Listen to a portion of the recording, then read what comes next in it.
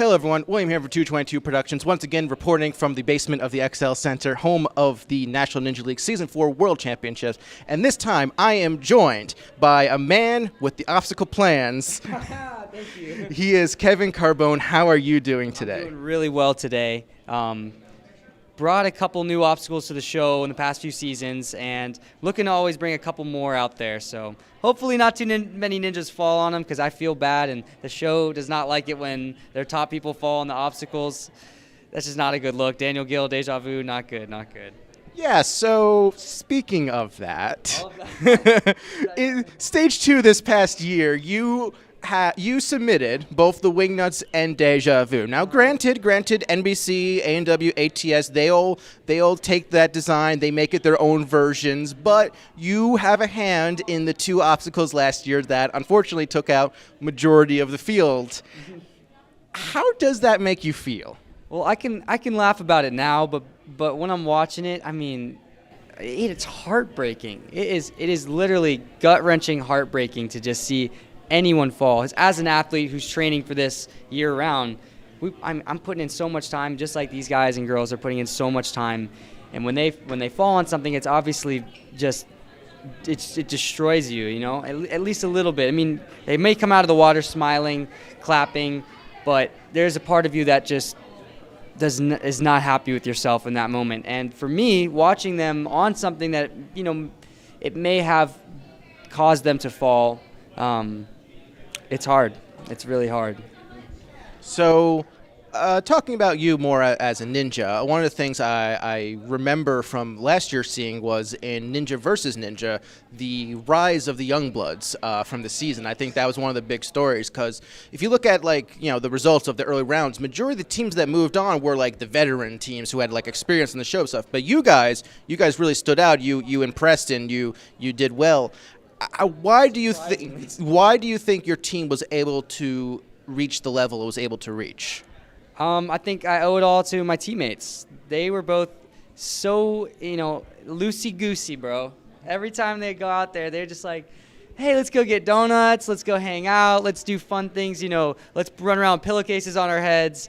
And I came in very serious, and they helped just bring that, like, that relaxed energy. And then when we got out there, we had all of our intense energy on the course, and that's when we needed it. Right. So we didn't waste time stressing or worrying. We just had fun, and we carried that onto the course, and we were able to do well. That's really cool. It's really cool that you guys were a real cohesive unit like that. I think so. I think we owe it to Bree and Tyler. All right. Tyler's love of donuts helped a lot. That sounds like something that would help. Tyler loves donuts. Everyone should just know that. I feel like that's a fact. He loves donuts. He makes good donuts too. Ooh, sounds like I might have to try some at some point. He may be able to. Tyler said he wants to open a donut food truck one day, so I'm gonna hold him to it. Ninja Donuts. All right. Well, kind of goes counterintuitive with the whole diet thing, but whatever. Whatever. So, kind of touching a little bit more about last year. I usually don't like bringing this up with ninjas, but on the cannonball slider. Yeah. One of the things that they point out was that you closed your eyes during what happened? Oh my gosh, the cannonball drop. First off, it was one of those obstacles that you thought in your head, all right, this is going to be no problem. And then you see this entire field of ninjas just getting wiped out left and right. And they say, don't let other people influence how you're going to do. Right. But when I got up there, I was more nervous than I'd ever been in front of any obstacle before. I grabbed a hold of it, and I thought to myself, well, I'll just squeeze it as hard as I possibly can. And I did exactly that, and I held on too long. But while squeezing it, I didn't even open my eyes. I didn't know when the end was coming. And it hit the end, and all of a sudden I look up and I'm like, oh no, I'm going the opposite way. And I tried to go for it. Big fail.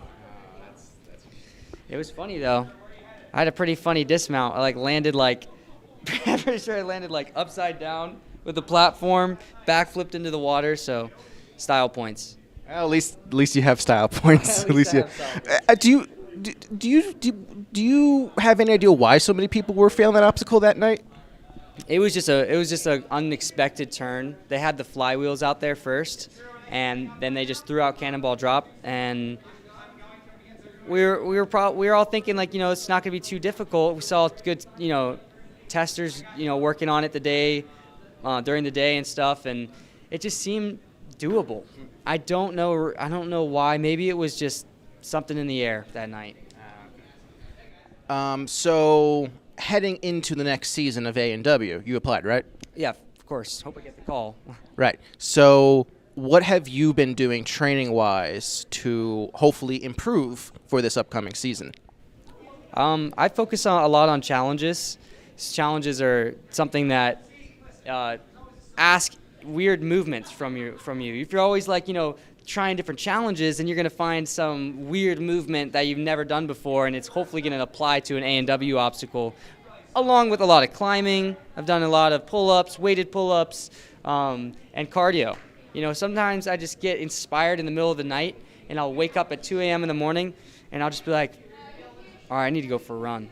And I put on my shoes, I put on my music, and I just go out the front door.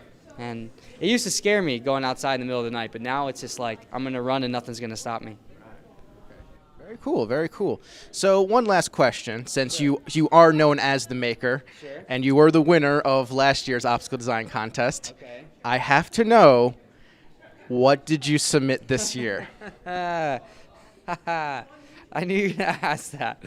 I submitted, but there's no guarantees. Of course. What I submitted was called the cookie jar. And in the cookie jar, if this becomes an obstacle, how it would be run is you will start by swinging from a bar and reaching up to a plexiglass jar with a lid on it. Don't know how they're going to connect the lid, but it's your job to take off the lid and then reach inside the jar to the hold inside. Then you'll make your way to the next one, again, taking off the lid, reaching inside for the hold, and progressively making your way through the cookie jars. Hopefully there's cookies inside. It'd be funny if cookies fell out when you open up the lid. Yeah, they'd be tempted to catch them and eat them. Oh, yeah, distractions. Distractions. Okay, well, that sounds just evil enough to actually make it on the show, so I guess we'll have to see It's all in the name. It's all in the name. It's a good name. It's a good name. Thank you. All right, well, I'm looking forward to seeing if that obstacle gets in. Of course, I'm looking forward to seeing you do even better next year in A&W. Thank you very much for being here, taking a little bit of time to do this. You can go back to throwing kids around if you want. Like this video. Of course, and thank you all very much for watching. Make sure you subscribe for more videos just like this from National Ninja League Finals. And thank you all very much for watching. Hey everyone, huge thanks to Kevin for doing this interview with me. Make sure you follow him on Instagram. Links in the description down below.